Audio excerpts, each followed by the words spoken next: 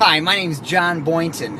My story is basically interesting a little bit. It revolves around questions.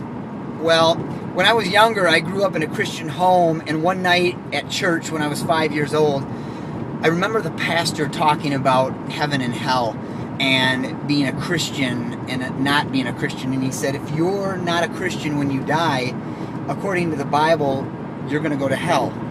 And I knew nothing about what a Christian was. So that question led me to wanting some answers. And that night, I asked my parents what it was to be a Christian, and they told me. And that was the night I became a Christian. And so I knew I was safe and I was going to heaven if I died because I was a Christian. Well, later on in life, when I was at work, a friend asked me, he said, how do you know you're going to heaven when you die? If there is a heaven and hell? And I told him, I was so excited he asked that question.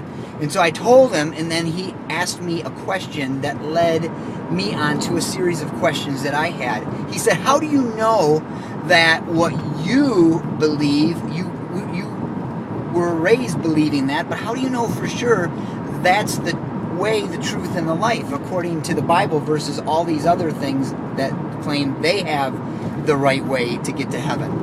And so, obviously, that led me on to a series of questions, and so I went to look and search out those questions to get those answers.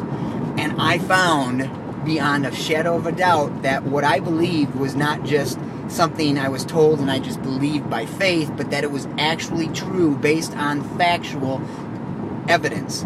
So my story led on with questions, and I ended up getting the answers. So my story, question